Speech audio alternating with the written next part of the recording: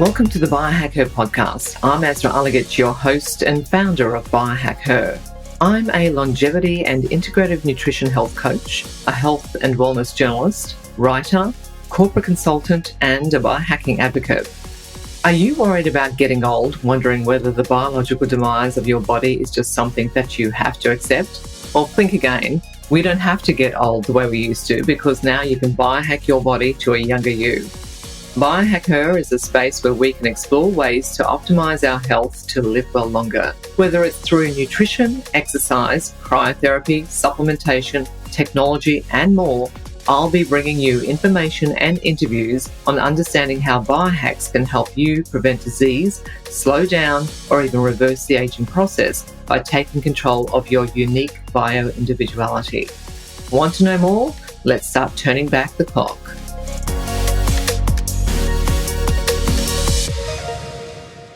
Welcome to today's podcast, where we're going on a chilly adventure, an exploration of cryotherapy and its potential longevity benefits.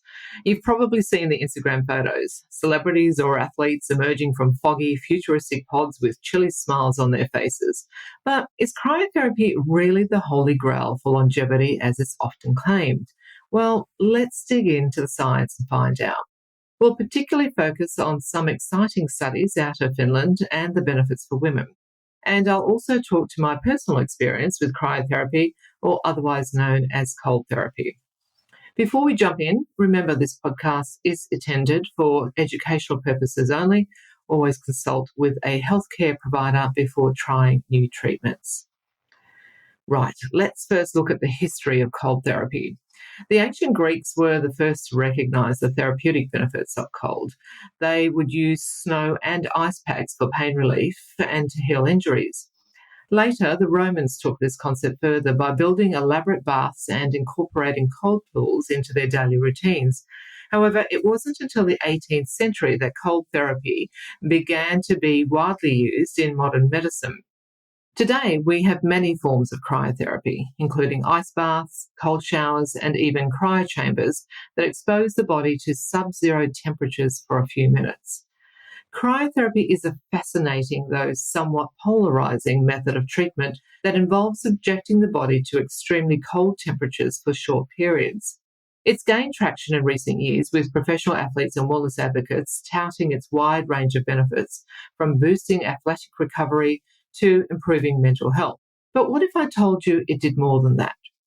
What if I told you that cold therapy is just one of the hacks that you can implement into your daily routine to activate genes linked to helping you live a longer life well?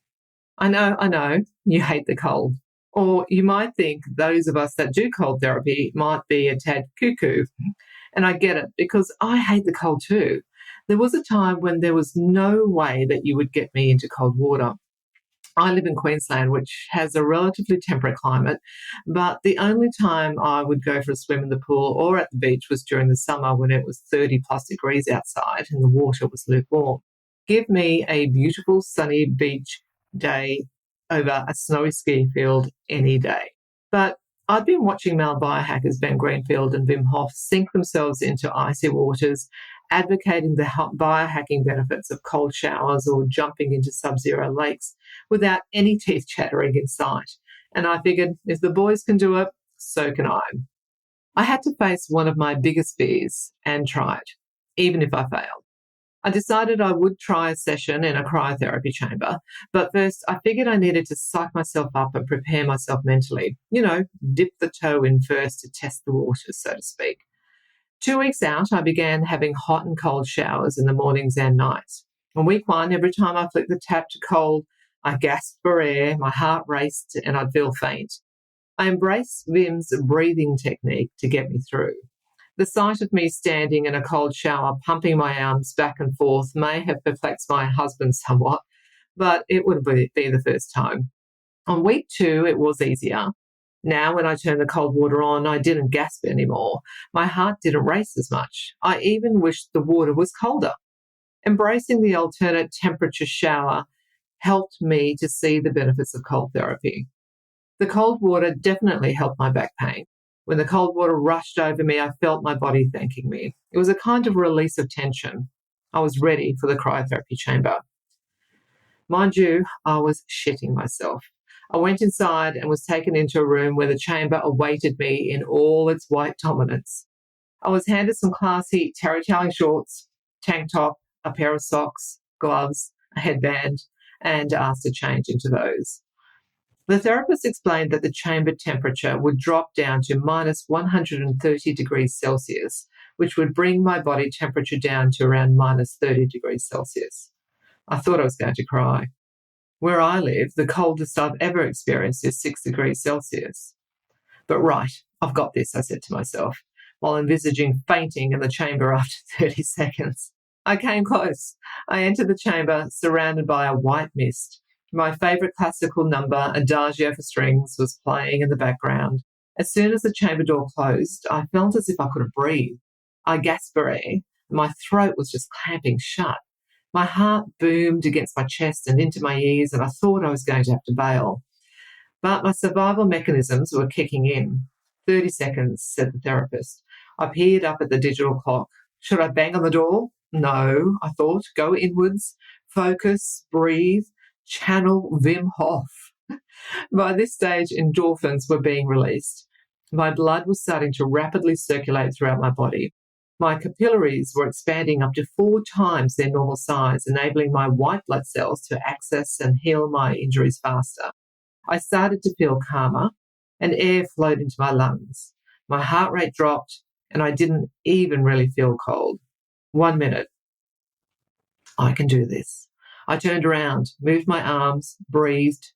2 minutes. At 2 minutes and 30 seconds, the cold started to bite. I could feel it in my joints. My bones started to ache. 3 minutes. The door opened and I stepped out, relieved but euphoric. I'd done it. Other than euphoria, I didn't really feel any immediate benefits, I must say.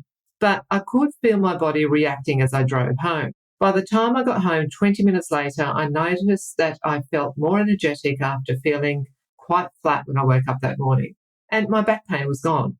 But does cryotherapy promote longevity, or is it just a short-term treatment for muscle pain? Like me, many people have reported feeling rejuvenated and energized after cold therapy sessions, and this has led researchers to investigate the potential health benefits of this practice.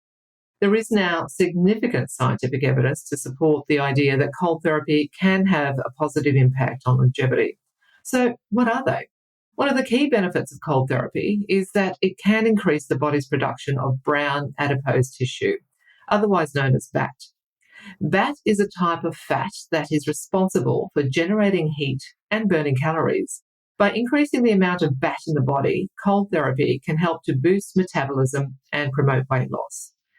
In a study published in the Journal of Clinical Investigation, researchers found that exposure to cold temperatures increased the body's production of BAT by up to 15 times.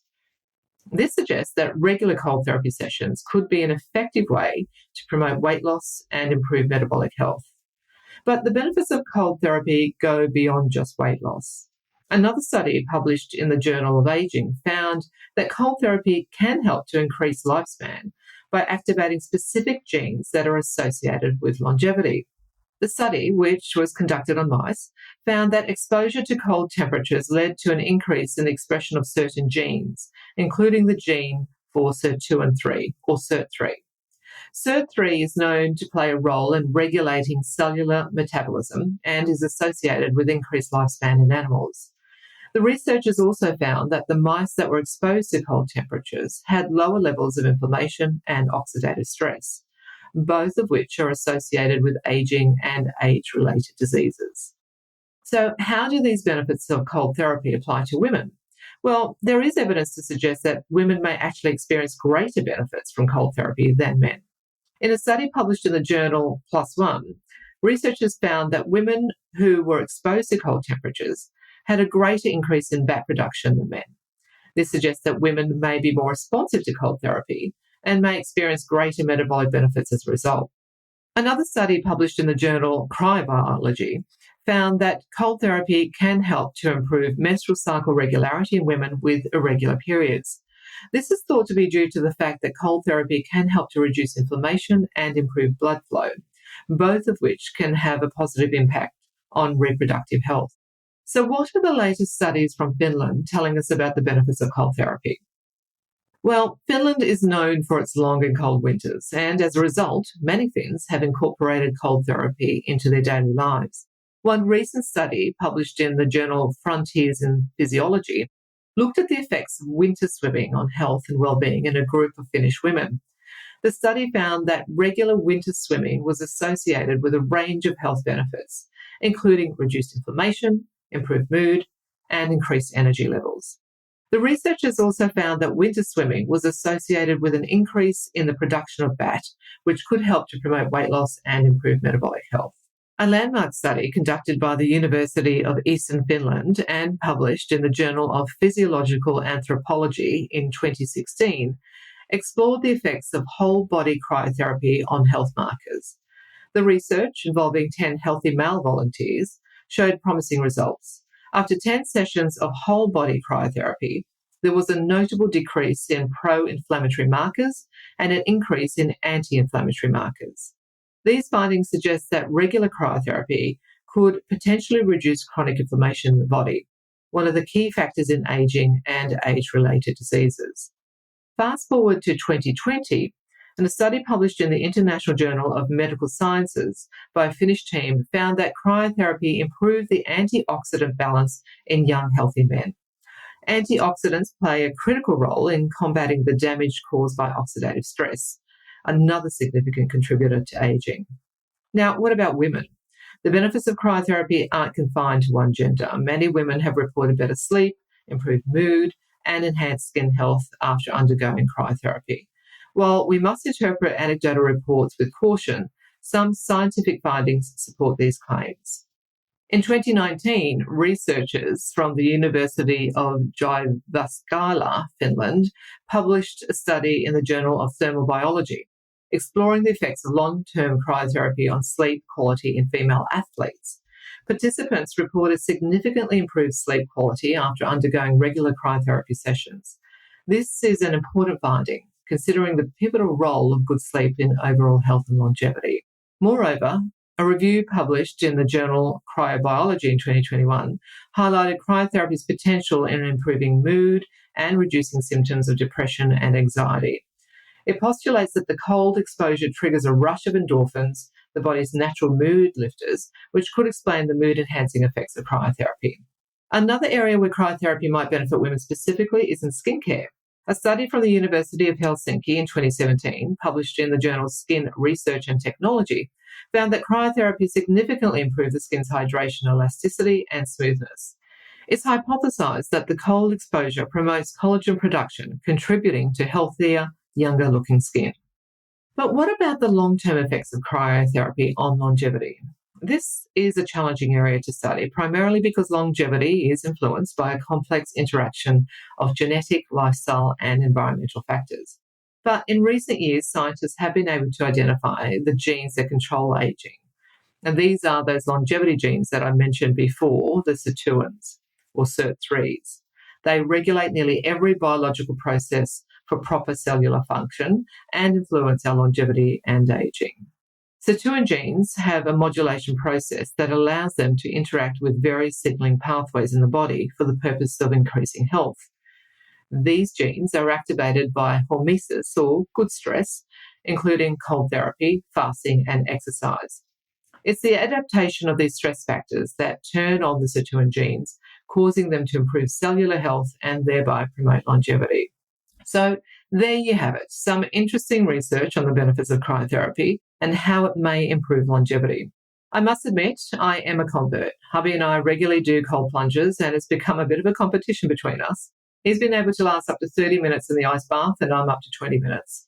I've found it helps with muscle and joint recovery, but will it help with my longevity? Well, I guess time will tell. Can you brave the cold and start to reap the benefits? Well, if I can, then so can you. It really is a mind game to overcome the mental fear or aversion to exposing ourselves to something we're not used to. I really recommend you use breathwork to help you through it. I like to place my hands across my chest and breathe slowly through my nose and out through my mouth for a count of 4. So, breathe in for 4, hold for 4, breathe out for 4, hold for 4. This really helps to bring the heart rate down and calm the nervous system's flight mode. Because when you hit that cold water, your body's natural instinct is that it wants to get the hell out of there. But the mind can play tricks on us, and we just need to train our bodies that it's okay, and you'd be surprised at how quickly you become resilient to the cold. Well, good luck with giving it a try. Let me know how you go. I hope this information today has helped enlighten you a little more on cryotherapy. Don't forget to follow us on Instagram, Facebook, or TikTok, where you can shoot me questions, or you can email me at hello@biohack-her.com. Thanks for listening. I really appreciate the support. Well, that's a wrap for today's podcast. Thank you for tuning in. And if you'd like to learn more about biohacking, go ahead and sign up on my website at www.biohack-her.com to get a free copy of my 5 top biohacks to get you kick-started. While you're there, you can also check out my blog page for more tips on biohacking. If you'd like to subscribe to this podcast, you can do so on Apple, Spotify, and Google Play. We'd love your support to keep this podcast going, and you can do so by leaving a review on your preferred podcast platform. And a reminder that information provided in this podcast does not constitute medical advice and is for educational purposes only. Please consult your preferred medical practitioner if you need support for your own health journey. Until next time, remember to live well longer.